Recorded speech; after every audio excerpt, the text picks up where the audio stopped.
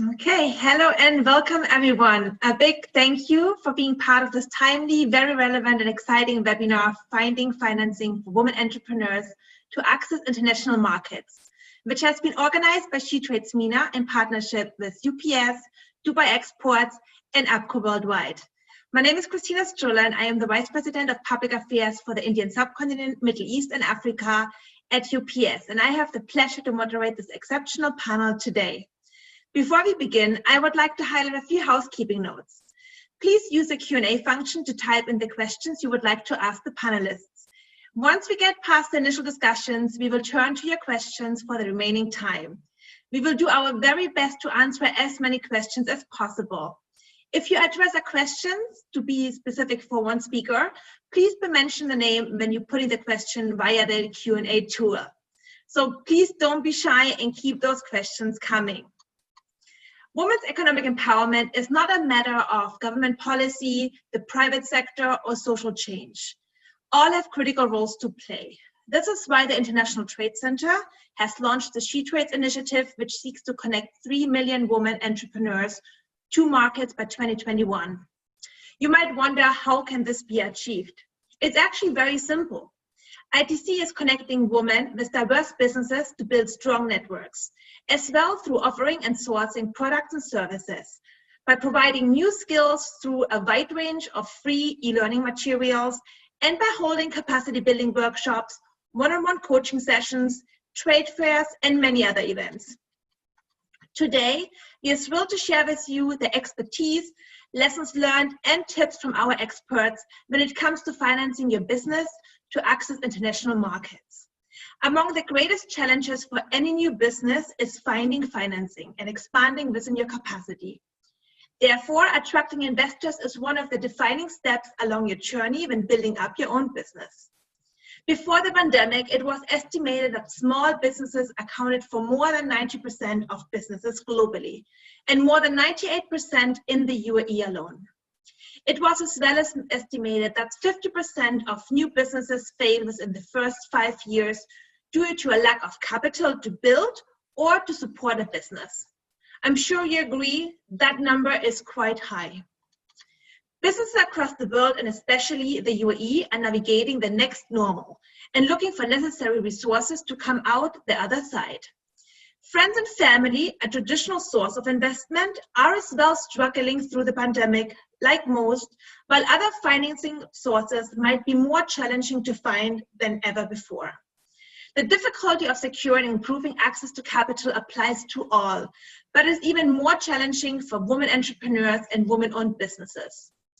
For women, it tends to be more challenging to find potential investors, to gain credibility in the pitch, and to secure funding from the pitch. And that are some of the reasons why we thought it's about time to tackle those challenges, learn from successful women-owned businesses and experts who have invested thousands of dollars into female-owned businesses. Before we dive into the questions, let's meet our exceptional panel today. We have Mona Attaya. Mona is the CEO and founder of MomsWorld.com. She has managed to take MomsWorld from a business plan to a brand reaching more than 2.5 million mothers across the Middle East region in 8 years. Founded in 2011, MomsWorld is the leading e-commerce site for all things for mothers, babies, and children in the Middle East region. Under Mona's leadership, MomsWorld has received 6 rounds of funding from the region's leading investors and has become the #1 funded woman-led e-commerce company in the region. Mona is not only a savvy and successful businesswoman who built her own empire, she is also a huge advocate and supporter of female entrepreneurs and women empowerment, and is actively involved in multiple mentorship programs supporting women leaders in the region. What a pleasure to have you, Mona. We as well have Lucy Chow. Lucy is the investment committee executive for World Business Angels Investment Fund, where she is focused on the innovation space, both in terms of supporting founders and as an investor. She is also an investor with Next Wave Impact Fund, the Funder Institute, and Mindshift Capital. In addition, she has a video series targeted at entrepreneurs titled Down to Business. Lucy is very active and contributes regularly to entrepreneurship, corporate innovation, and investor events and forums as speaker, moderator, and judge. She's as well extremely passionate about developing entrepreneurial skills in students and mentorship. And then we have Marie-Christine Loix. She is the founder and managing director of Fruitful Day, a business that delivers delicious and thoughtfully created selections of fresh fruit to workplaces and homes across the UAE. Through the creation of Fruitful Day, she is leveraging her business knowledge to help UAE's workplaces and families become healthier and happier. She's also a board member of the local entrepreneur organization's Accelerator chapter and a member of the Entrepreneurs Organization UAE chapter. And then we have Kaveh Anoush. He is the co-founder and chief investment officer of Newark, a Switzerland-based family office focused on positive absolute returns. Kaveh is a serial entrepreneur and an active angel investor, an advisor to startups. His list of companies where he is an investor and member of the advisory board include AdRelated, Mina Commerce, a digital machine learning advertising startup, Up22, a tech education startup, and Aggregate, a blockchain asset management company. Kaveh is a big champion of women-owned businesses and supports female startup CEOs, founders, and executive female entrepreneurs to be successful and to receive venture funding. Then we have Elizabeth Ben. She is a chief client officer for Apco Worldwide in the MENA region. Liz is managing client relationships, revenue, and profit while bringing a deep understanding of client expectations, the funding and communications lifecycle, and what really matters in telling your story to attract investors. Liz provides counsel to clients and positioning strategies, managing sensitive situations, and directs strategy and implementation to help businesses of all types. Her focus areas include holding companies and multinationals in the real estate, education, retail, technology, and tourism sectors. And then last but not least, Dr. Ashraf Mahati. He is the Chief Economist for Trade and Export Market Development at Dubai Exports. Dr. Ashraf provides evidence-based advice that promotes a structured and detailed understanding of trade policy in promoting economic growth, diversification, and development in Dubai and the UAE. Dr. Ashraf has been instrumental for the She Trades MENA Hub that provides women with opportunities to scale up their businesses and helps improve in the past several interactive activities, building workshops, thanks to the terrific engagement and support from Dr. Ashraf. Again, your time is very precious. Therefore, I'd like to thank all panelists and our audience for taking your time to be with us today. Let us now turn back to the question at hand. How can women attract capital? Lucy, let's start with you. As a top executive for the World Business Angels Investment Fund, what does an investment fund look for when choosing an entrepreneur or business? And in case it has, how did this change from before the pandemic? Sure. I think in terms of what we look for, it's always the founding team, it's the founders, and I also talk about an X factor, because lots of funds and investment committee folks will tell you, okay, we want to look at the business model. How is this team going to execute on their vision, and can they execute on their vision? So it's the individuals, it's the business model, and it's really down to the ability of the founders.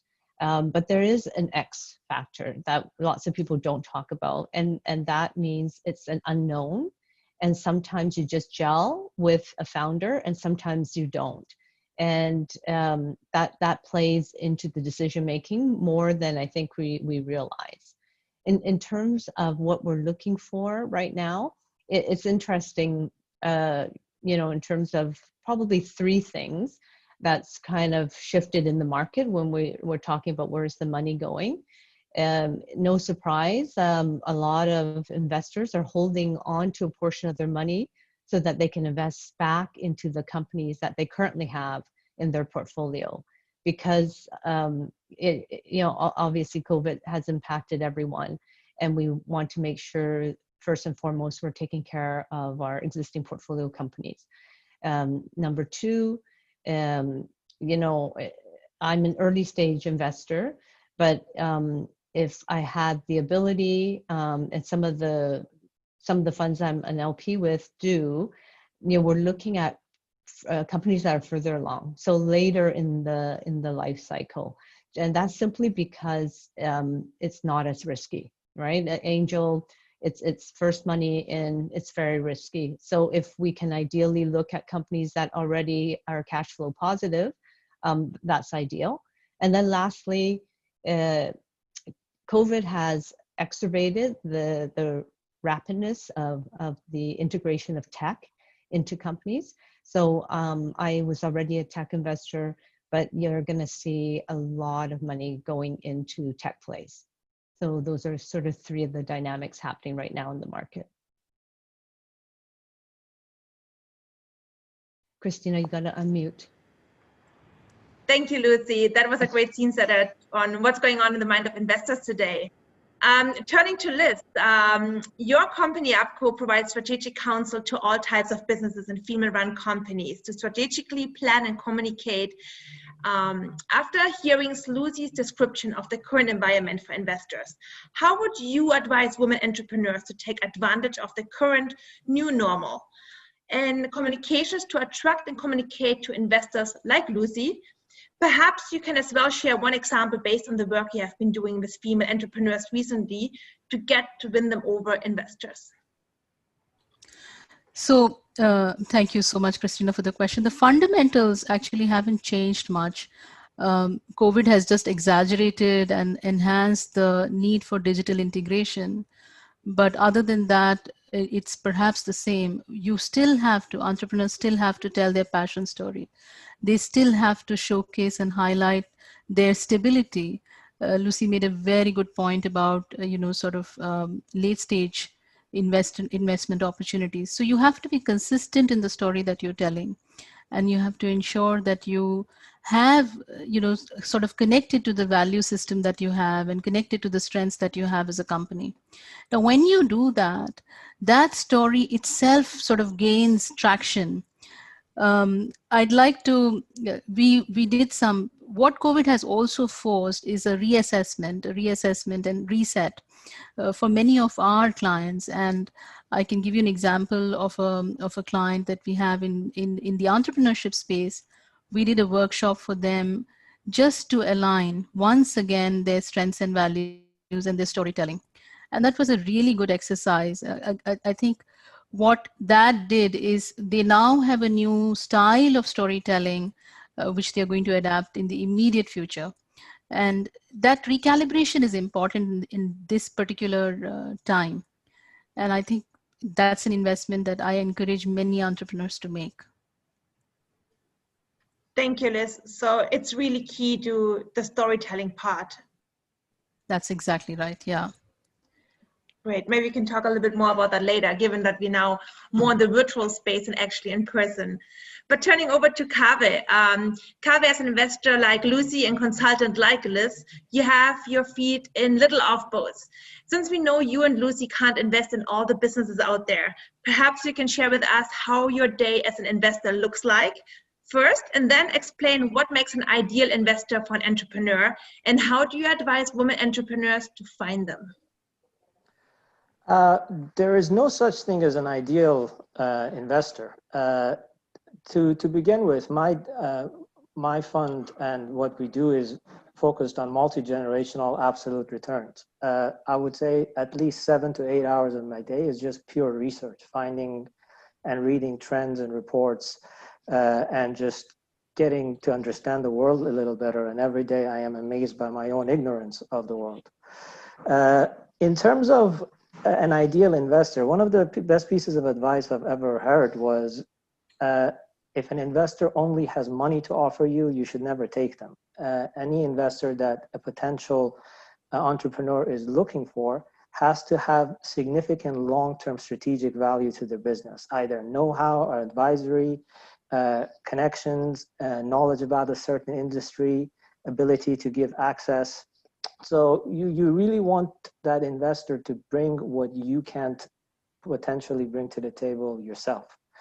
And most entrepreneurs know themselves and their business which area that is. But the worst thing you can do is take an investor that just wants a financial return, because they're going to put incredible pressure on you without really adding value to and solving your problems.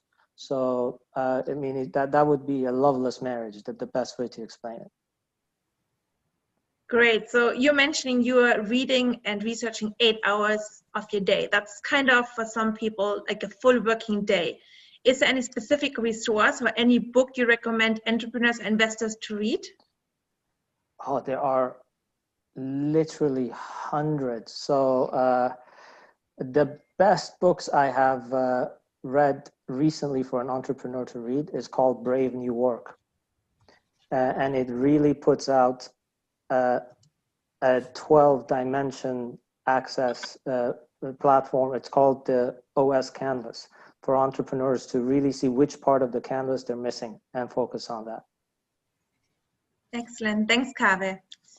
Let's now talk to Mona and Marie-Christine, who have gone through that funding journey and built widely successful businesses before and throughout the pandemic.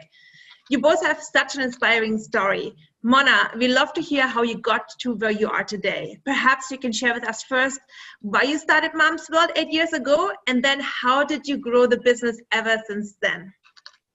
Okay. Hi, everyone. We started Mom's World 8 years ago because we, as all entrepreneurs, identify unmet consumer needs that we believe are important, and we set out to solve these problems. So I'm a mother myself. I'm also an entrepreneur. We identify that mothers didn't have access to quality choice of products. Prices in this part of the world were very high compared to the rest of the world. In a very fragmented, proliferated region, getting to the product that you want when you want it was difficult. So we set out to solve these problems. E-commerce is the biggest trend of the decade. It's the fastest growing trend of the decade. This part of the world is very far behind the rest of the world. And we knew that we could use the enabler of technology and the enabler of e-commerce to empower mothers to make informed decisions for their children. So that's where the seed was sown for Mom's World. The vision is to, again, make a mother's life easier by empowering her with choice. When we started the business in 2011, we started with our seed capital. It was south of $500,000. For those of you who know e-commerce, $500,000 for e-commerce in a developed ecosystem is peanuts. $500,000 in e-commerce in an underdeveloped ecosystem, or really a non-existent ecosystem, was almost suicidal. And they say with entrepreneurs, what you don't know won't hurt you. So it's a good thing that we did not know that. We discovered very early that to grow e-commerce and to become leaders, so we were pioneers, but we needed to build a scalable, sustainable business, we needed cash. So we spent the first 2 months building fundamentals that allowed us in January of 2012 to go out there and narrate our story, narrate our vision. Why are we doing what we're doing, and why are we going to drive ecosystem impact, and why are we the business that investors should bet on for that scalable, long-term success story of the region. And again, in that A stage, you're selling a vision. You're selling what Lucy said earlier, you're selling yourself, the founders, and investors back then didn't understand e-commerce. And frankly, many of them believed it was a fad. So it really was a leap of faith. And it was perhaps our negotiation power and the fact that we were only asking for $2 million, which in the scheme of things is not a lot of money, where we were able to drive both institutional and super angel money. And we locked in that $2 million, but we knew very early on that we had to use that $2 million very carefully to build a business that had strong fundamentals, so that when we did go out again, we went out there with proof in the pudding. A business that had fundamentals, a business that was growing, a business that had unfair advantages that we could kind of narrate. which is what we did in the B round. So we went out in the B round and we boasted fundamentals. But then we weren't asking for a little bit of money. We were asking for a larger pot of money. We were no longer a small business. We were a scaling business. So the risk element was higher. The capital element was higher. And so our ability to close that B round was significantly higher. And that took us a year. It took us a year to lock in the B round, and that's a different conversation. I can talk about that in more detail, but that really tested our ability to not only narrate our fundamentals, but what Lucy said earlier, really there are 3 dimensions to closing a round. The first one is, do you have a business that's scalable, that's sustainable, and that has unfair advantages? Yes or no? And does the data say that? The second is, who are you as a founding team? And it's not just the founders, but it's everybody who's working with the founders. Are you credible? Do you have grit? Do you have what it takes to go to the finish line? And then the third is the intangible, and it's a 2-way intangible. Many times you walk into a meeting and you connect with that investor and you feel that's an investor that I can call at 2 a.m. and cry to and say, you know what, I'm stuck. And at the same time, it's an investor who is aligned with you on profitability, on scale, is aligned with you on hiring. So is essentially your partner to either the finish line or at least roads within that finish line. And that's really the lesson. And the last thing I would add is with investor pitches for us, no one size fits all. Every investor meeting was different. Our pitch deck was different. Our narrative was different.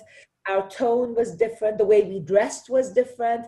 Yes, the business is the same, but what the investor wants to hear has to be edited to your audience, just like everything else that you do. Amazing. And just going back, I mean, there's different very interesting points you mentioned as well. You started off again with your story, which we heard before. It's very important. And how important do you feel when you try to attract investor is the purpose of your company, what you're standing for, and why you're actually having Mom's World brought into life?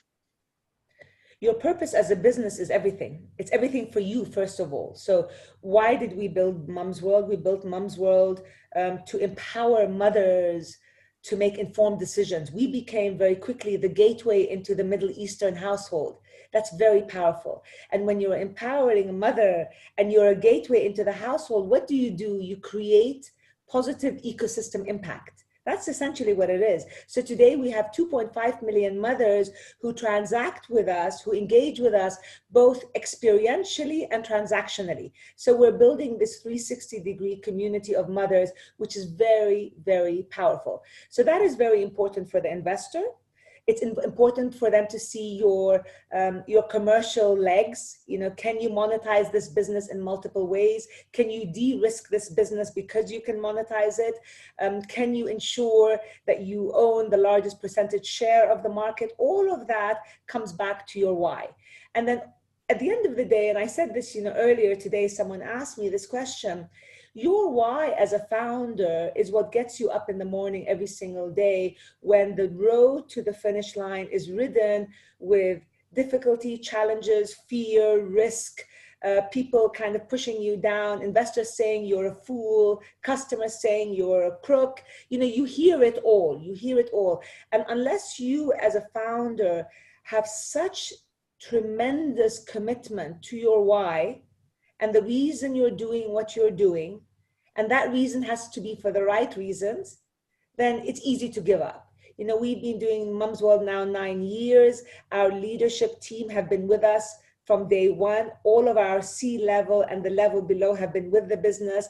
And it's not because they're getting paid more. It's not because it's an easy job. It's because they are so committed to the why, and they're ready to kind of go to the finish line and deliver it. So it's that desire to build that ecosystem impact that's driving us.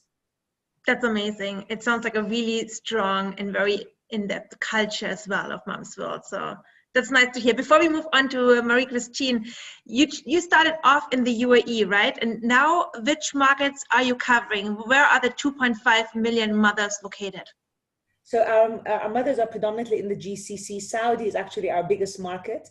Saudi is the majority of our business. Second, UAE. Kuwait is our third market. And then we have Qatar, Bahrain, and Oman are our tertiary markets. Now, having said that, we do ship to the Levant. We have shipped to Lebanon and Jordan. North Africa now is on our radar, so we're looking to expand into North Africa imminently. So we are a regional play. We are a play for the region, from the region, but the GCC is where we today dominate. Now, having said that, we launched in the UAE, but last year when we went heavy up in Saudi, Saudi overtook UAE in 2 months, which shows you the sheer size and power of the Saudi market. Indeed, indeed, it's a huge market, especially for e-commerce as well. Thank you, Mona. Marie-Christine, you have a delicious and successful and niche business in the UAE so far, which just turned 5. So can you tell us how you came up with your business idea and your journey to find investors and build your business and scale your business? Yes, sure. Thank you, Christina. So I started Fruitful Day in 2015 together with two other women. So we've been a 100% female-owned business until recently. And launched Fruitful Day because I was working at a bank just before I launched Fruitful Day, and we were working very long hours, and it wasn't a very healthy lifestyle. So there were vending machines at the bank filled with chips and chocolate, and we really felt that employers could be providing more healthy snacks to their employees, and that's really what brought about Fruitful Day. Through the first 4.5 years, we completely bootstrapped the business, i.e., we as partners are the ones that funded it, and we grew organically. And what started as a corporate-only fruit delivery service then went into a home delivery service of fresh fruits, premium fresh fruits, and then later into gifts. If you have ever seen one of our watermelon cakes, I think that's probably what we're most well known for. And we kind of kept growing and growing the business, and sort of, I'd say around year 4, we were in a facility that we were maxing out, and we realized, at this point we've proved the concept, and we have so much further that we want to go. We're still as passionate today about the business as we were when we launched it, and we have such a better understanding of our customer and how we can bring health and happiness to their life. And so we said that growing is extremely expensive, so we did it for 4.5 years by ourselves. But if you really, really want to grow quickly, as Mona said, you need a lot of money. And so that was the time that we decided we wanted this to be much more. We wanted to move into a bigger space. We wanted to grow our product range, move into new geographies. And that's when we started to think about how we could raise funding. And of course, we started that by thinking about debt versus equity. Do we want to borrow money, or do we want to bring on equity investors? And honestly, I just started by picking up the phone to as many people as I could, people who I knew had gone the debt way, people who I know had gone the equity way, and just understanding the pros and cons, because no solution is perfect, right? If you're giving up your part of your company or you're taking on debt, you always have to give something up. So for me, it was about understanding what was right for a business like mine, and ultimately settled on crowdfunding through a platform called Eureka, which means lots of investors invested in Fruitful Day rather than 1 or 2 or 3 strategic investors. And that made sense for us because we really wanted to extend the family and have brand ambassadors on board with us, and to have access to different kinds of expertise. Excellent. And you mentioned your background, you were a banker, you came from a banking background. How did that help you actually in structuring the organization and as well working with investors? Like what skills did you bring into that which actually helped you to find the right investors and to drive the business of 4.5 years before you actually get into funding rounds?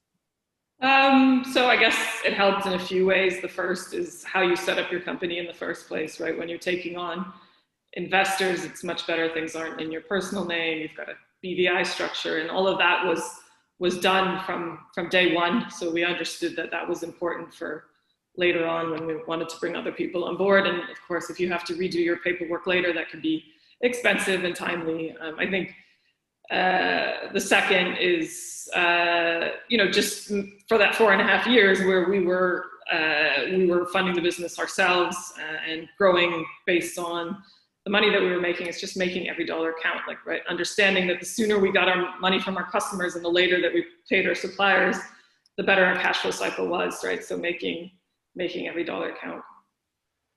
Great. Last one before we move on to Dr. Ashraf.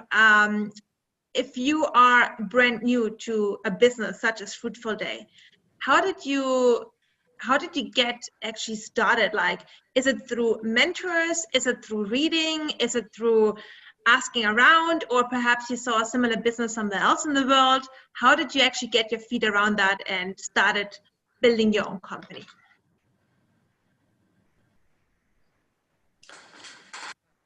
Thank you very much, Christina. Certainly a pleasure, and in fact, extremely inspirational to be in such a wonderful panel where we have such success stories. Working from a TPO, a trade promotion organization, we work with a wide range of companies. And it's actually quite sad that many of our companies that we work with who have great products are not able to get finance. And as you know, we work with a lot of women-owned businesses. And why is that? Well, normal entrepreneurship theory tells you that the risks should be the same. But in reality, we find that men start businesses with twice the amount of capital that a woman-owned business would. And we also find that women-owned businesses tend to have a much lower proportion of employees. So they tend to be under-resourced. And again, another aspect we find with women-owned businesses, they tend to be mainly sidepreneurs. So it's not a full-time job, but it's something they're doing in addition to their multiple tasks. So they tend to be less concerned about keeping proper records. I mean, we heard, the wonderful case from Mona and Marie Christine about keeping records, keeping statements, growing your business. But if you're doing this as a sidepreneurship and then hoping to scale up, it makes it very, very difficult. So in terms of getting finance, we have the traditional sources, of course. In terms of getting learning as well, we have the traditional methods. But what we find working for trade promotion organization, and we work with a lot of entrepreneurs, not only men, but also largely women, mentorship is perhaps the key role. And what Kava said is amazing. You don't want just finance. You actually want the knowledge, the experience. You want to kickstart a lot of the learning. You want to absorb the multiple years of learning that Kava has got in a short space of time, right? That's really the ideal state you want to do. Because you don't have time, because you have competitors copying your idea. If you have a good idea, there'll always be competitors. It's how to fast forward your idea, how to learn from others, and then to get to a stage where you're confident enough to get external financing. Thank you. I think that's very relevant. And is there any role as well Dubai Export plays in linking women-owned businesses with investors, or are you personally mentoring women-owned businesses? How can you in your capacity help women-owned businesses? Through She Trades, we have, of course, the She Trades platform, but we do actually now also do what we call B2I, so business to investor. So we are hoping that some of the funders or some of the investors who are watching and being a part of this particular webinar will contact us, and then we can actually connect them to women-owned businesses. Because our role is not only just to help a business start, because one of the things we want to avoid is failure due to cash flow or failure due to lack of funding. The idea is, how do you get a good, inspirational business and then link it up with financing? Of course, bank financing does exist, but we also know that women-owned businesses have a much higher probability of being rejected by banks. Study after study has shown this to be the case. The most recent one I read was in the UK by the Rose Committee, which showed that how unfair banks were. So you really have to go beyond the traditional sources of finance. And I really love what Marie-Christine said about going to crowdfunding and going beyond the normal comfort zone of funding and looking for external funding. Thank you, Dr. Ashraf. Kaveh, as an investor, your perspective is particularly helpful as you have heard so many different pitches. So surely you have heard some great and some terrible pitches. What are your do's and your don'ts, and what were the most memorable and successful pitches you have ever heard? Well, I'd like to start with a bit of a paradox. I mean, we all know the failure rates for startups and small companies, which is anywhere upwards of 85 to 90%, depending how you measure the stats. Yet every single entrepreneur that starts one is absolutely sure that theirs is going to succeed. Now, that is important because if you did not have that optimism, nobody would take the risk. So it's a plus.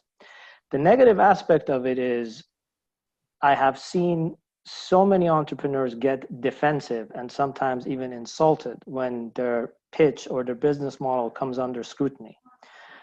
So my rule for that is, if I, who's not that smart, can break your business model apart, you need to go back to the drawing board. And some people take that very, very personally. In terms of do's, apart from the obvious, which is being prepared, one of the most important skills an entrepreneur can learn is compelling storytelling. I am a mathematical person, but every single human will connect with a compelling story. Some of the best ideas around are not that they are the best idea in their space, is that the person who put that idea forward is the best storyteller. The best storyteller can get financing, can also sell the product the best. So the do's are be prepared and learn how to tell the story of your idea in a compact and concise way. You want everybody to know within the first 5 minutes what problem it is that you're solving, and then it goes from that point on. The don'ts, don't take it personally, and don't try to fake it. If somebody asks you a question you haven't thought of, you can very honestly in an investor pitch meeting say, I don't know, or that's a good point, I haven't thought it through. We're not looking for you to have all the answer. We're looking to see how you're reacting under duress and a bit of pressure, both in terms of integrity and honesty point of view, as well as ability to handle a tough situation. Pitches I have heard, I would imagine at this point, close to 2,000.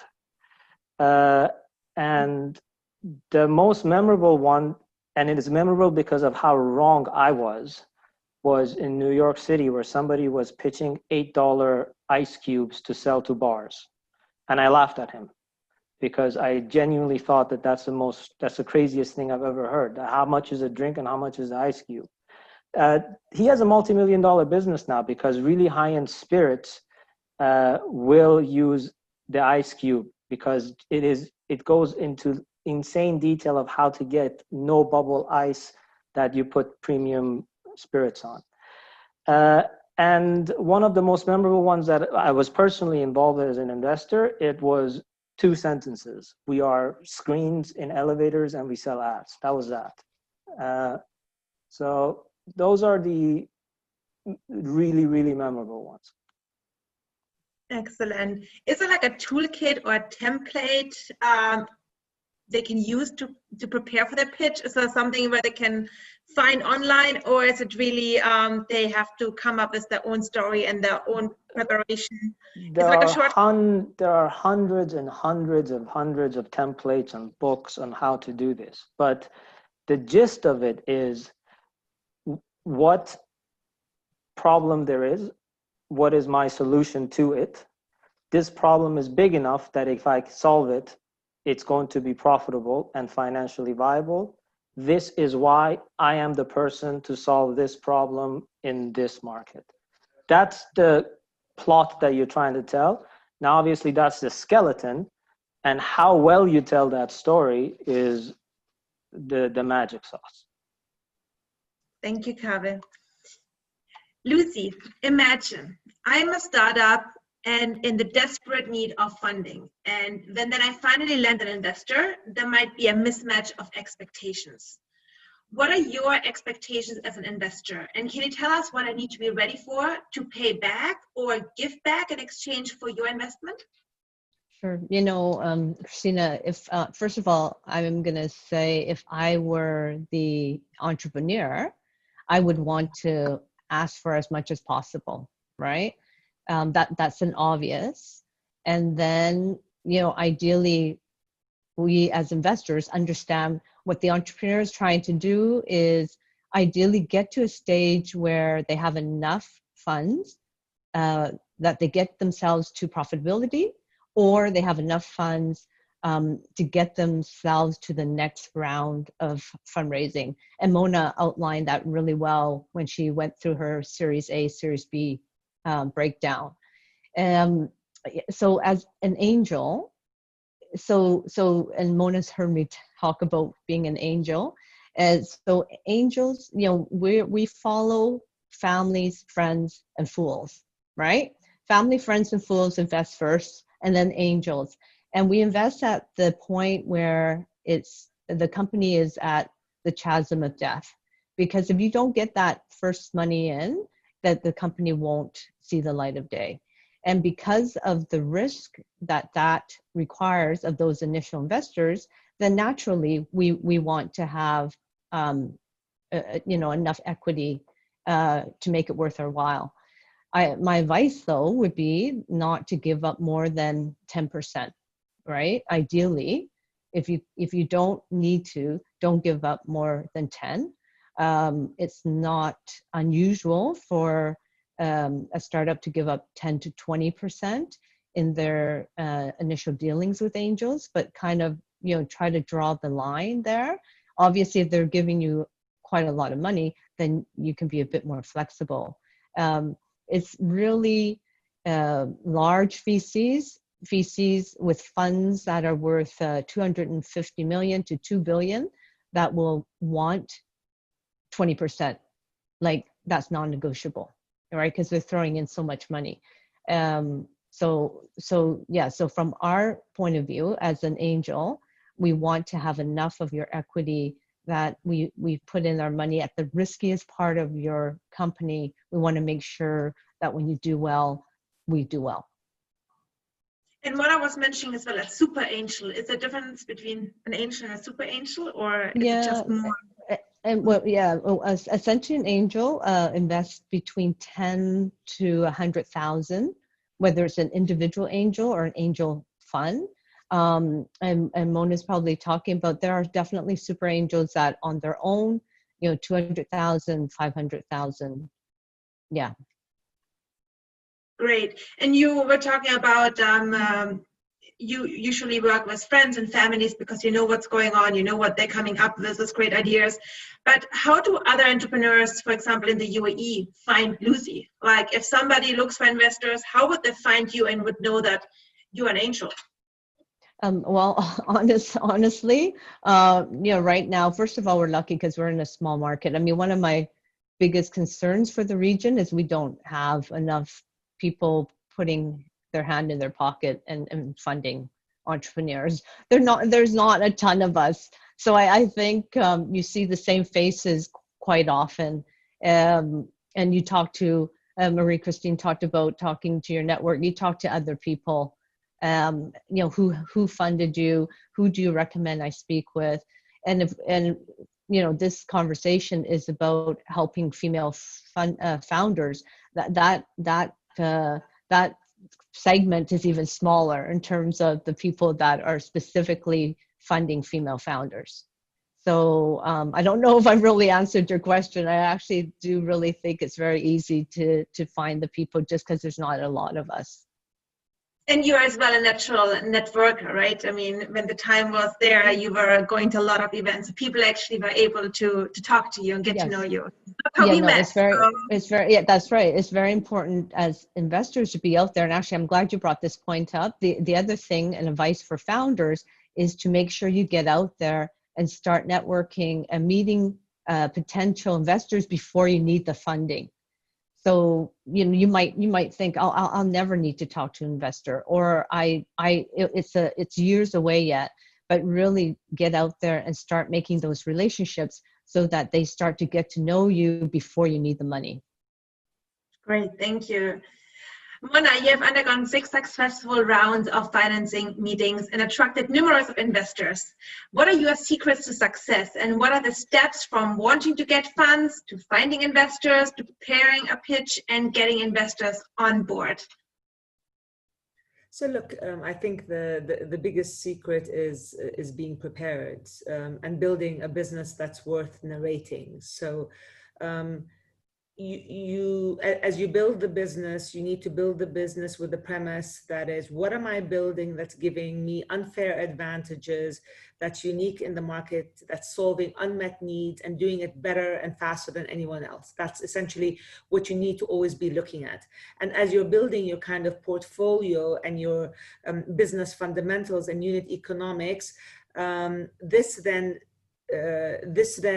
lays the way or lays the path for you to go and narrate your story. So a narrative without a business that is solid is irrelevant. And a business that's solid without the narrative is also irrelevant. So once you have that business, you identify the investors out there that fit with your vision.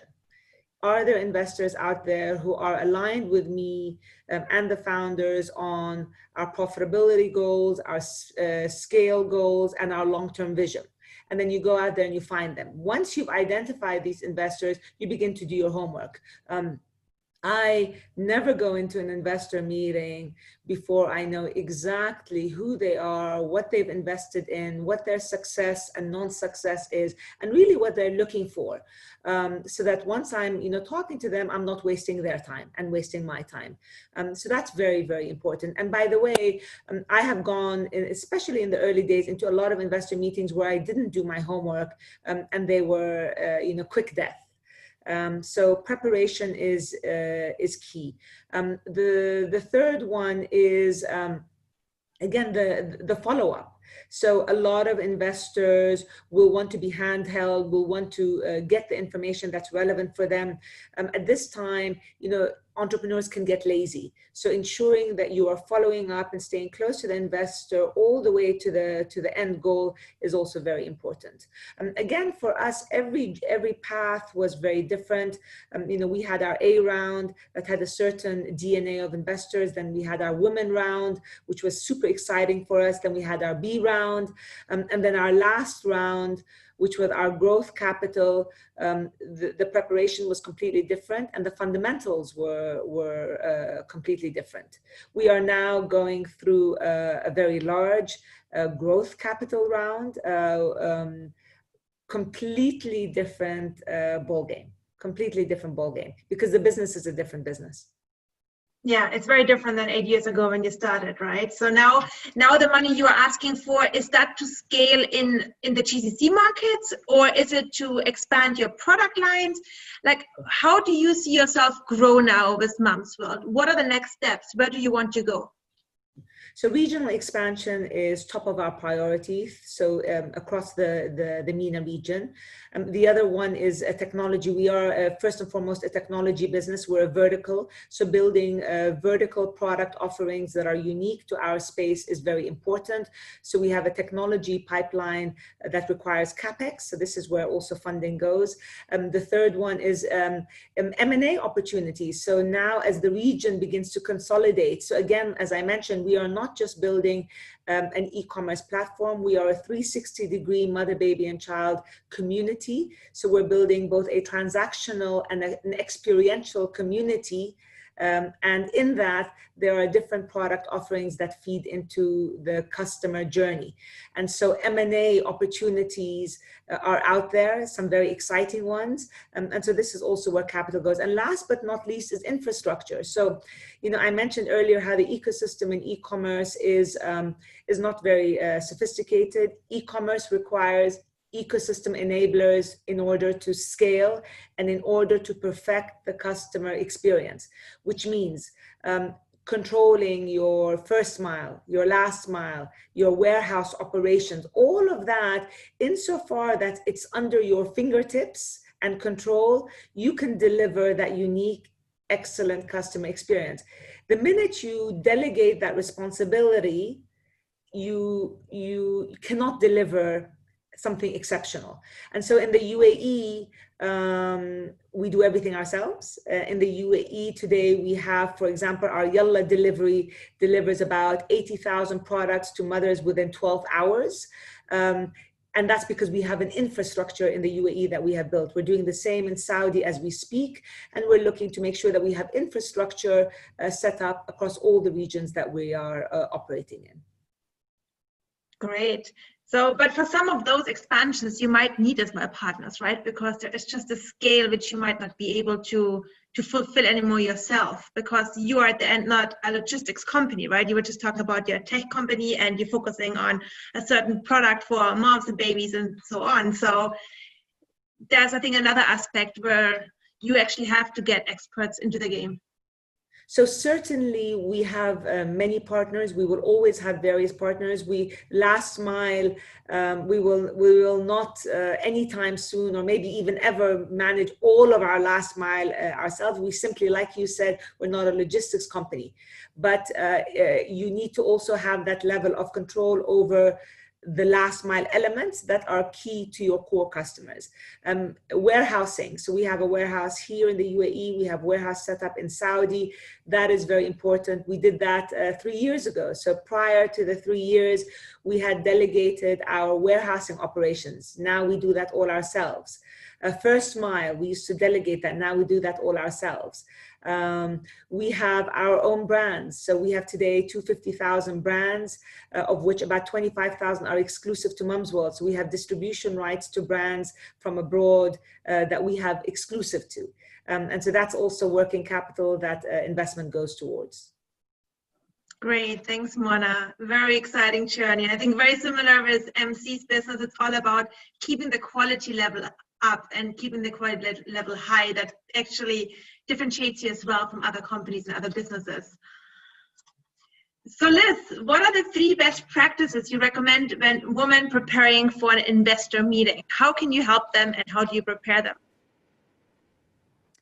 I think I want to take Kavi's message and say that he takes about 8 hours to study every day his sort of environment. One thing to remember is that, and I think it's a critical factor, it's good to remember that as much as you want the investors are looking out for an investable idea. So keep that in the back of your mind, because it is, as you build your own confidence to present, you have to own that thought in your mind. As you practice, I feel one is to actually put in a lot of practice, get somebody else to interview you, go through the mock exercise so that you don't have holes in your story. Do the historical check, as in, information about Lucy, information about Kavi. They're always selling themselves also, bear that in mind. So they're out there. Research them, understand their story, figure it out. What are they waiting to hear? What is it that, is their own definition of how they look out for a passionate story? Research that, practice it again, and, sort of play it out in your mind. The third thing that I would say is be genuine and authentic. It is your own story, and Mona kept telling us about, explain the need. Why are you in the business? What is the narrative of your business? What need are you fulfilling? Be very clear in your mind about that aspect, because as you are saying that, your story will be very clear to the investor. Bear in mind the drumbeat. I mean, you shouldn't start if you have to start early. The drumbeat of your story should be a part of your everyday existence. Yeah. So Marie is in the fruit business. I think she would have showcased today, in today's context, she would have showcased her experience and her expertise and her, the knowledge that she has about how she's doing procurement. That would have been available, that should be available today in today's context on our social media platforms. Analyzing, perhaps talking about where the best supply is available from, what is the scrutiny that you do, what is your process. Talk a little bit about that so that you don't have to start from the very beginning. There is a lot of research that investors do even before you have your first meeting. So prepare for that, as in prepare your long-term plan and your drumbeat for that. Yeah, I think that's important, as well as APCO. And we were just learning it's very hard to actually get your business up and running, and you need a lot of investments in order to drive it and scale it. So how do you get then entrepreneurs to work with you? What do you think is your value proposition that you say, you know what, there must be a budget on the side, which you can actually then hire somebody like Liz who can help you to grow faster, or to meet the right people and get the right expertise in order for you to be more successful? So my recommendation on that is, start from your immediate network.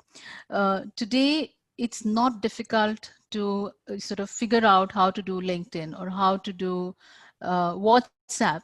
Even your WhatsApp messages, your immediate ecosystem should be fully endorsing your story and sharing that story. So be organic about it, right?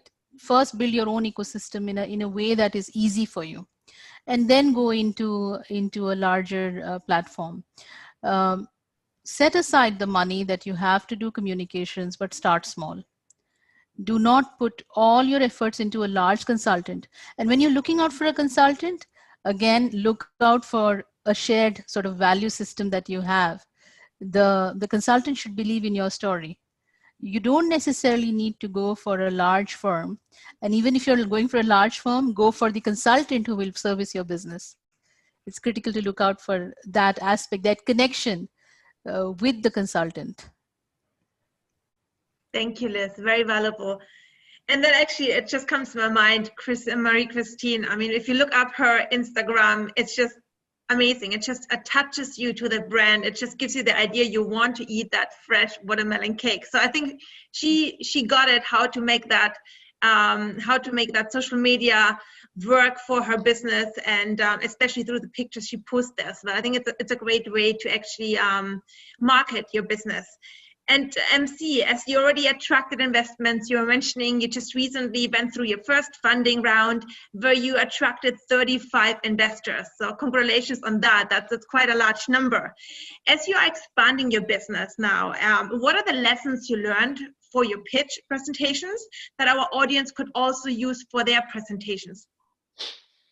So for us, it was quite a long journey, right? Like we started thinking about raising money like summer of last year, and we just closed now. So I think the first thing, and someone said this already, is like, this takes time, right? And it has to be your priority, because if you're not giving attention to it, don't expect money to come in, right?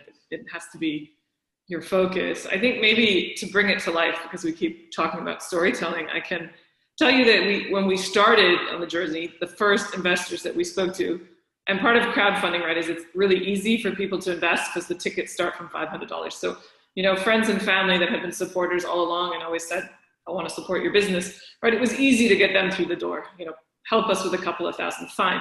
But then you start talking to, we use Eureka, like I said, for crowdfunding. So you start talking to their investors and they don't know your brand. Sure, they can look you up on Instagram and they get the vibe there. But that storytelling that keeps getting mentioned is so important. So I guess I want to give like 2 examples of investors that ended up investing with us, of that 35, and what sold them, because I think that maybe is more powerful. So one of them was a gentleman. We were still in our old warehouse, and bear in mind it was 1,300 square foot. It was rammed in there. There was packaging to the ceiling, right? And we were just fitting out our new warehouse. So he had a whole kind of morning to dedicate to getting to know the business. And I was able to take him first to the old warehouse, where he saw it was like jam-packed, and then take him to the new warehouse that's 6 times the size and show him, what we learned from the old place and what we were applying to the new place. And visually, he got it, right? He could see how we could scale. So he was the first biggest ticket that we got from someone that we didn't know. And I think not just telling him, but showing him made a huge difference.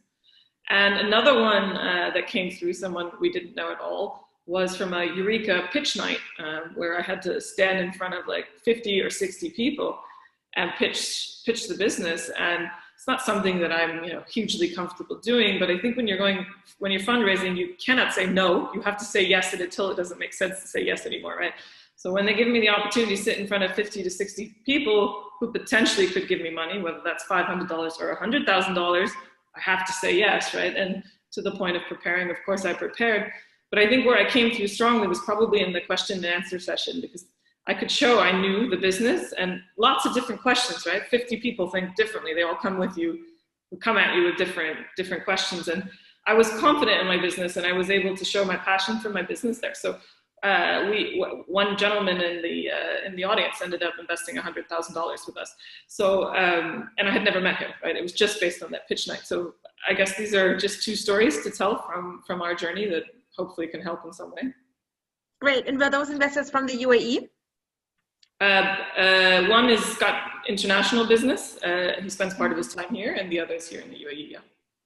So how do you think it's shifting now, given that there's not as many in-person meetings and in-person events where you actually can do that going forward? I mean, you just finalized the round, but in the future, how do you think, what is the biggest challenge and how to overcome that if it's a virtual pitch where you really can't show them the warehouse in person? What do you think the audience, which is joining us today, can learn for a virtual pitch night that I mentioned? It's still happening. It's just happening over Zoom. I mean, you put the same amount of love into it. You're not in the room with people, but it doesn't mean you can't speak passionately about your business. Of course, on the point of giving the tour of the warehouse, that one's a little bit more difficult, but that's why we focus so heavily on visuals, especially on our Instagram account, but also in our pitch book, because you can tell people our fruit tastes delicious and our products are premium and they're special. But when they see it, it's something different. So I believe a lot in visual storytelling. You just mentioned a pitch book. What is a pitch book? What's a pitch book? So generally when you go to speak to a potential investor, they want to see a presentation about your business, right? And I think Kaveh spoke about all the elements that would go into your pitch book. And I guess it kind of becomes your Bible as you're going through the great. process. No, it's great to kind of as well keep in mind that our audience is not yet perhaps there, so it's very interesting. Just going back, the Eureka, what is it exactly? It's like a crowdfunding page, or how do you explain to the audience what it is and how they can actually utilize that for their own investment funding? Yeah, so Eureka is an equity crowdfunding platform. So what it means is they have several thousand people who are members of their website who are looking to invest in businesses at various stages. Again, the tickets can start from $500. They can go up into the hundreds of thousands. But when you're going through a platform like Eureka, it's not that they just give you all their investors and you're good to go. You kind of have to come to the table with at least, let's say, 40% of whatever you want to raise from your own clients, from your own friends, from your own family, from your network. Because basically, if you as an investor can't convince your own circle, then how can you expect strangers to come along, right? So it's a platform that helps you to bring together the money that you have from various individuals, but also give you access to their database of investors. And it kind of all gets wrapped up in a nominee structure, so that on your cap table, you don't have 35 investors, you have one. Maybe if somebody gave you a big chunk, they might want to come direct, but you have one shareholder on your cap table rather than 35. So they help you with the structuring element. Obviously, they take a fee for doing all of this. If you're new to it, they help you to put your pitch book together, to help you to think through your valuation. There's a lot of steps in the process, and they guide you with that because they do that for, I don't know, I think they launch maybe two new businesses a month. So they know this process well. They know what works well with investors and what doesn't. Well, that's interesting. That's a really cool tool. Lastly, you were talking about saying yes until it is not working anymore. You can't say yes anymore longer. When is the point? When does the point reach that you cannot say yes anymore longer? I mean, if it doesn't make sense for your business, what they're asking, if you've gotten into the details and it doesn't make sense, then obviously say no. But often, like, you don't know until you get into the details, right? Or until you get to know somebody, maybe you don't know whether you're on the same page. That's why I would at least always try to explore an opportunity until it doesn't make sense to do so. Thanks, MC. Dr. Ashraf, what is the lesson you believe women-owned businesses and entrepreneurs need to know for attracting investors in the new normal? And maybe as well, you can share your thoughts as an economist. What are really the trends, the top 3 businesses right now, which are getting the most interest in the region for funding? As I said, we don't actually invest directly, but we connect companies with investors. And what is the new normal? The new normal is, of course, the growth of the digital era. And we've got businesses here like Mona's who have grown through the digital period. And one of the things that we actually help them is how to get the businesses to get their products known to the wider market. I mean, one of the things that we do as a trade promotion organization is not just limit the businesses to the domestic market, but to become international. Because we heard about scalability, but we strongly believe that scalability comes through international growth. And in fact, some of the businesses that we have helped go internationally have actually received funds from overseas investors because they've seen the product, they've been convinced by the product, and they actually want to be part of this journey. And really, this is really what we are trying to promote is don't limit yourself to the domestic market, grow.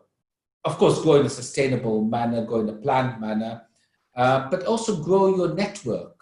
One of the most important things you can do when you go overseas is that your network becomes international. And also talked about the test of your product. Your product might be amazing domestically, right?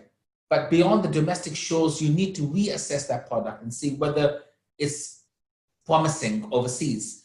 One of our companies had a very domestic-based product, but when she reassessed it, she was able to find franchisees overseas.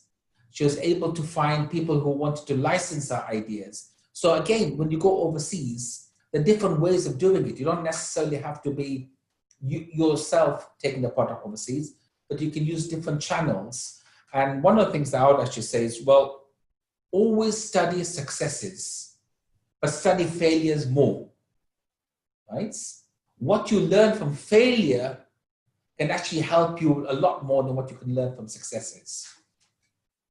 Excellent. Thanks, Dr. Ashraf. Lucy, we talked a lot about, getting the funds, getting the money, but how much does an entrepreneur, like right in the starting phase, actually need? Like, if that's the first time asking Lucy for funding, how do they actually understand what is the money they need to ask for? And again, I don't think they should ask for too much, but as well, not too less, right? Because you always can negotiate at the end of the day. But in addition as well, how do they actually know how much is the value of the company? Because you, as an investor, you might want to know what is the value of the company you're investing in. Sure. I will start with your first question in terms of how much to ask for. We talk a lot about the burn rate, of a company. How much money are they spending each month?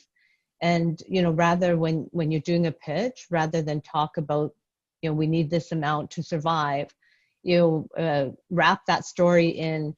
This is what we need to reach these milestones. So one of the examples or one of the formulas I like to use is the one that was given by the former CEO of Techstars, based out of New York. And again, it's more in a storytelling format. So you could say, we need to reach X milestone. In order to do that, I need to hire Y number of employees, and I need Z amount of money to get there. And it would take me W number of months to reach that goal. So it's factual, there's numbers in it, but you're talking milestones versus, this is what we need to survive. So again, the storytelling, so you also asked about, Christina, remind me, you also asked about, the first question was you just answered, and the second question was going back to you just oh my gosh, about, I just asked about it. You know what? I have another one for you because I just got Rohini in the audience. Rohini actually dropped us a note and is asking, what advice would you have for individuals keen to be an angel investor and potentially even being able to share experience from own career's professional journey? Sure, great. So fabulous, because that means that individual wants to be smart money, which is what Kaveh, referred to. Anyone, an angel should be more than just money, right? They should be a mentor. They should be opening up their networks, helping you, grow in other markets if that's where you want to be as a business. For instance, the World Business Angels Forum, we have a fund that I'm part of, and we're in the process of looking for additional angels. So I'm more than happy to share that information, or maybe I can leave my email, and that individual can contact me. But there's a lot of angel networks out there. Again, not so much in the Middle East, many in North America. But again, I think between all of us, I'm sure we can share angel networks, because it's wonderful if someone wants to be an angel. Perfect. And just for the audience, keep your questions coming. Just use the Q&A tool. One from Mona. Mona, what sources would you recommend to get info on how to build your financial model? So we built our financial model internally for the A round. For the latter round, we had one of our advisors helped us build it. There are many ways to build a financial model. I think depending on the stage of the business, you could either do it yourself, or once you get more advanced and your business is more complex, and if you do have an advisor, then your advisor can help you. Now, aside from that, if you have someone in your finance or in your strategic team who's a consultant, McKinsey, they can probably do it in their sleep. So get a consultant maybe to help you with that. It shouldn't be too complex if your business is still pre-C round. Great, thanks, Mona. And maybe here one for Kaveh. Nahid is saying a lot of investors and accelerators request you to have a co-founder. What if you haven't been blessed with meeting someone who believes in the business as much as you do, so you just get the work done through freelancers and contractors? Are you asking to have more than one founder, like a co-founder? Is there benefit for it? Does it make a difference for you if you invest in that company or not? I've never specifically asked for a co-founder. And it's not required. Having a co-founder makes your life sometimes easier and sometimes incredibly difficult. If I have seen co-founders split up very acrimoniously. What you need instead of a co-founder are two specific functions. If you have any sort of a tech element to your startup and you do not understand the tech element of it, you will need to hire somebody, if not as a co-founder, but in-house. Because even working with freelancers, if you do not understand what they're saying to you, you're going to have a really tough time of it. So that to me is the only time that I see a non-technical co-founder. I just look and see, can you build a team around you? Doesn't have to be a co-founder. It just needs to be a team. Great, thanks, Kaveh. I hope, Nahid, we answered your question. And keep the questions coming. Until then, I keep asking you guys some questions. Moving to Liz, we talked about social media and how important it is to be present in social media.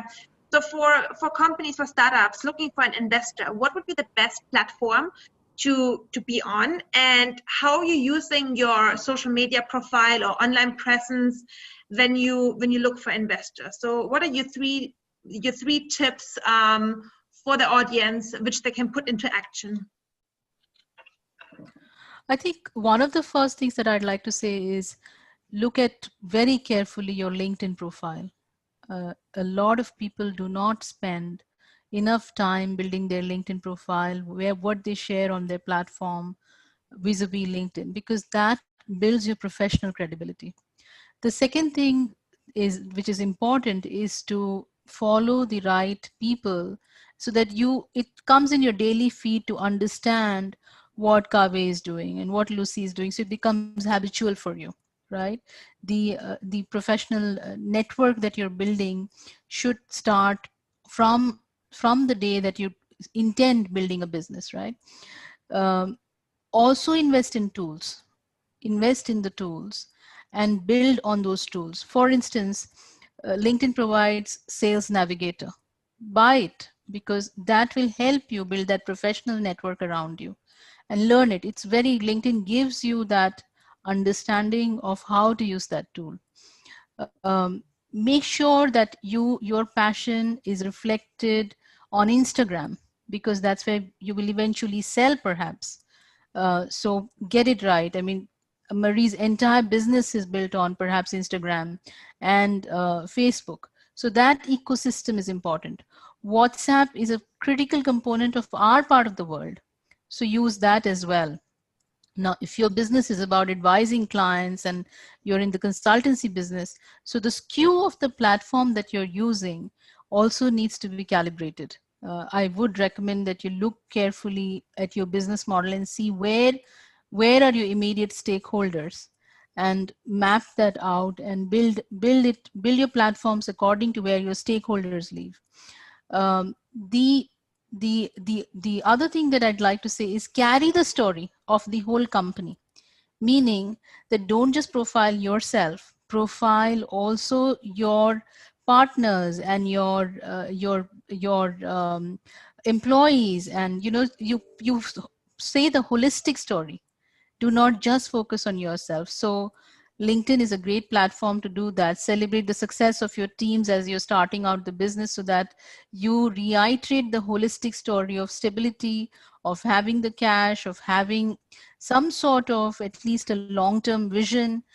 So when people who have time research your business, they've already know and understand you to a certain degree. So those are my three. And please do not forget your ecosystem. They believe, if they believe in your product, they will take. Word of mouth, regardless of what social media and digital platforms are today, word of mouth is still the most powerful endorsement. Seeing and physically touching, and Marie just told us this story about a warehouse, a smaller warehouse versus a bigger warehouse, and the transition. And there you go, you found $100,000 or $200,000. That's critical. Word of mouth, even though I come from comms, I can tell you word of mouth is very powerful. So keep telling your story as you meet people. Thanks, Liz. Kaveh, as you mentioned, a couple of companies you have been investing in and got some great pitches back in New York.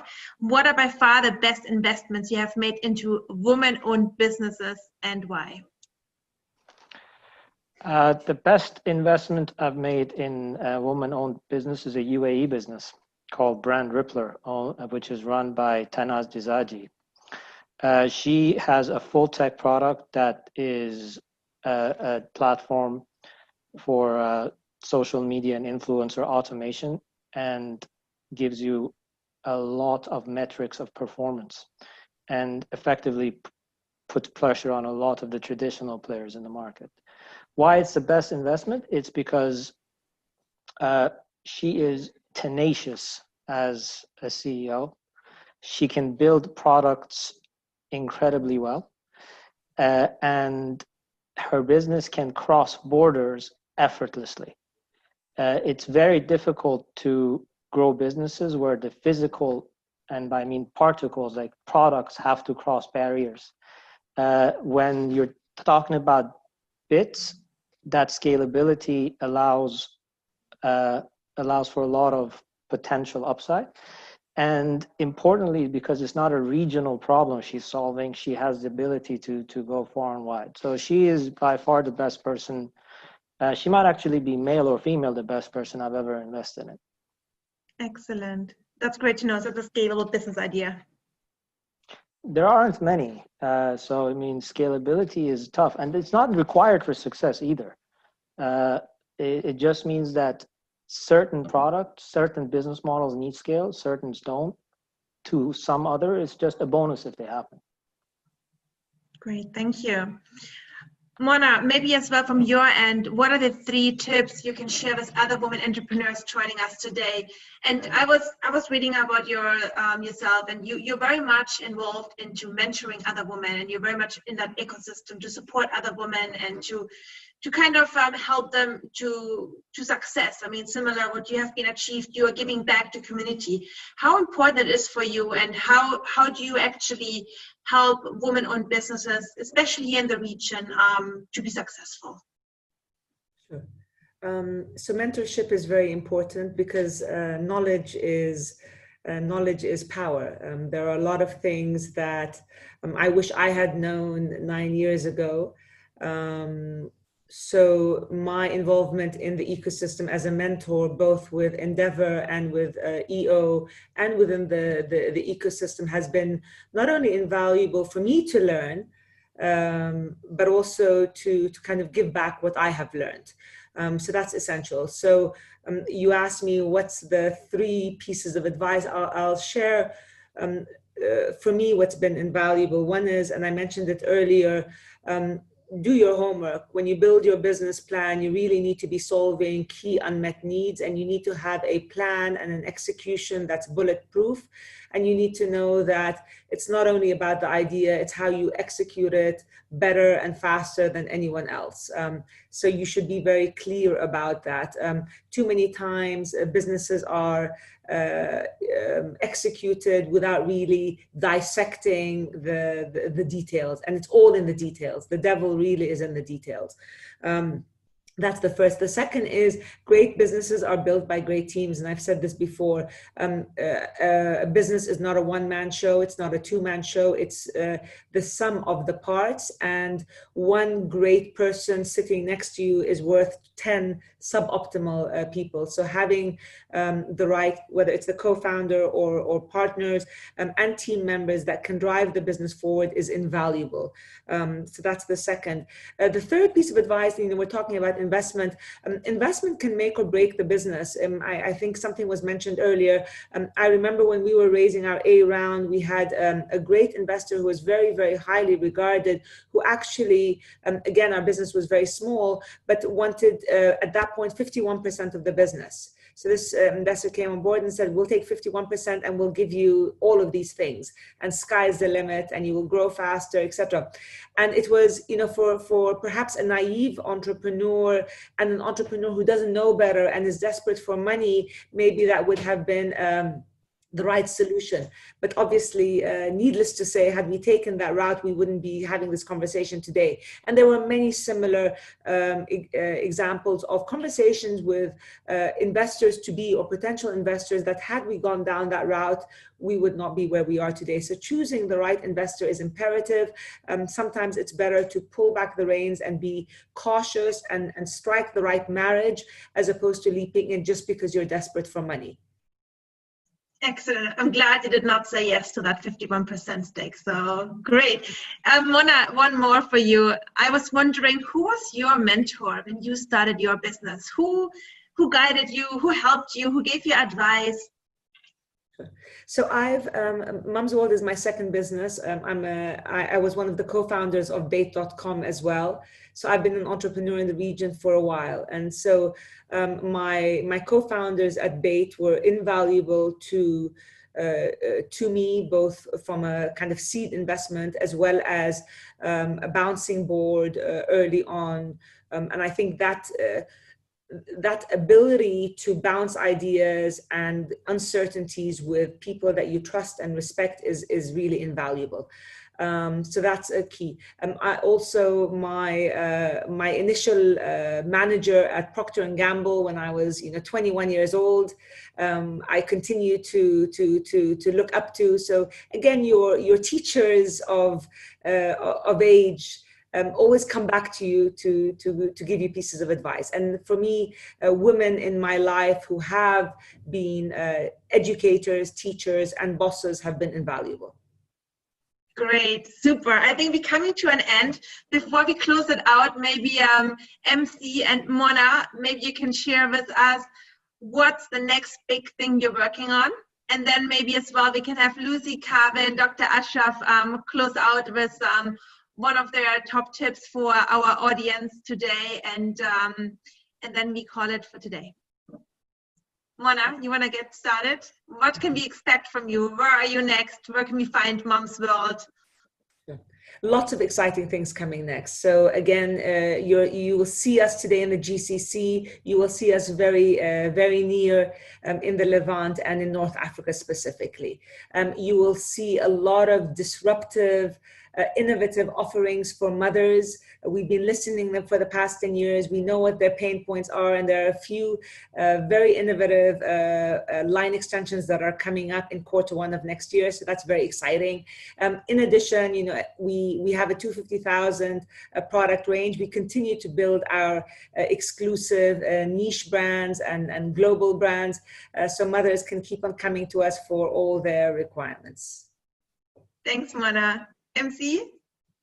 Yeah, so for us, we're taking a leap from a fresh fruit delivery company to trying to grow into the GCC's premium health snacking company. So there's a lot of product expansion coming.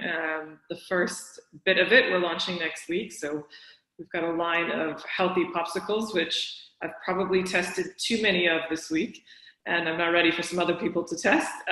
Pretty excited about them. Really delicious, high quality, fresh fruits.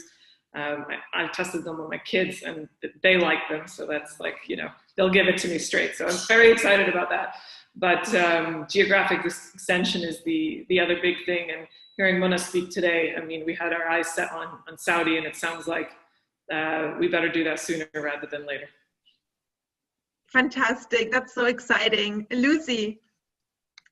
Yes, just very quickly, and I mentioned it earlier, make sure you talk to investors before you need them. And taking a page out of what Elizabeth was saying, you know, easily you can find people nowadays on LinkedIn. So don't be shy, you know, try to make those connections ahead of time. Thanks, Lucy. Very valuable. Kaveh? Lucy's point is very valid. You want to be raising money when you don't need it. My only advice is whatever you think you need to raise, multiply it by 3. That's how much you actually need. Great. And Dr. Ashraf? I think it's very, very important to continuously be relevant to the marketplace, especially in a dynamic environment where things change very fast, and always to look at foreign markets, to look at overseas expansion. Relevance is key. Thank you, Dr. Ashraf. And last but not least, Liz? Yeah, my advice to everybody is to be confident and assertive, and believe in your brand, your personal brand as well as your product brand. Thank you. This has been such an engaging panel, and all of you had asked so many great questions, and you just have been a terrific panel.